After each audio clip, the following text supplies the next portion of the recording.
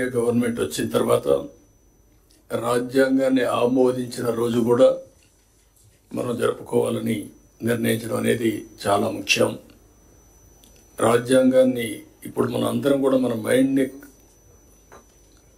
Control చేయాలన్నా, condition చేయాలన్నా ఏ religion సంబంధించి ఆ రిలీజన్ రిమైండర్ కింద చేసుకుంటూ వస్తున్నాం. హిందువులు చూస్తే దేవాలయాలు పోతారు, భగవద్గీతను ప్రాక్టీస్ చేస్తారు. క్రిస్టియన్స్ని చూస్తే చర్చిలకు పోతారు, అక్కడి నుంచి ఏదైతే బైబిల్ ఉందో బైబిల్ని చేస్తారు.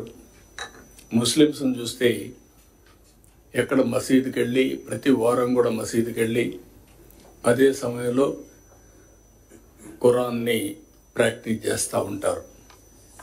అలాంటిదాన్ని మనం కూడా ఆలోచించాల్సింది.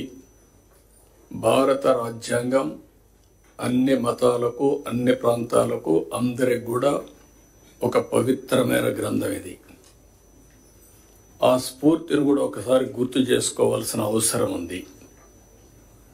ఆ రోజు బ్రిటిష్ పాలకులు వచ్చినప్పుడు భారతదేశంలో వ్యాపారం కోసం వచ్చి అక్కడి నుంచి దేశాన్ని మొత్తం హస్తగతం చేసుకుంటూ పరిపాలన వాళ్ళు సాగించారు.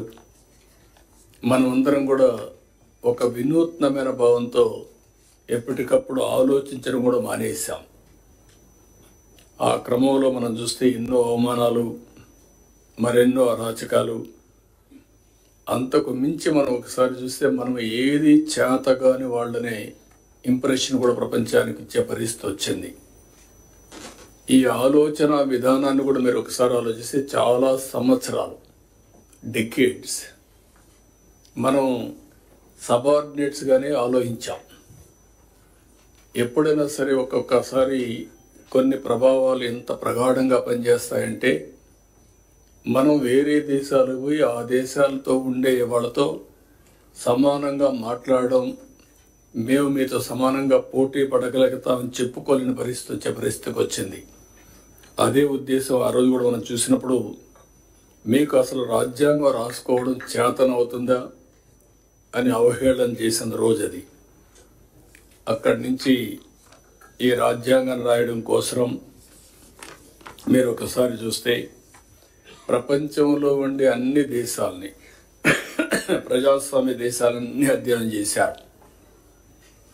ఒక పక్క అమెరికా, ఒక పక్క Britain, Canada, Ireland, Germany, Australia, దక్షిణాఫ్రికా, ఫ్రాన్స్, రష్యా, జపాన్, ఇలా వివిధ ప్రపంచ దేశాలన్నీ స్టడీ చేసిన తర్వాత వాళ్ళ రాజ్యాంగంలో ఉండే బెస్ట్ ప్రాక్టీస్ అన్ని తీసుకొని అంబేద్కర్ గారికి ఉండే అనుభవంతో భారతదేశ కండిషన్స్ కూడా అధ్యయనం చేసుకొని ఒక దళిత కుటుంబంలో పుట్టినటువంటి అంబేద్కర్ గారు జీవితాంతం ఎన్నో అవమానాలు పాలయ్యారు.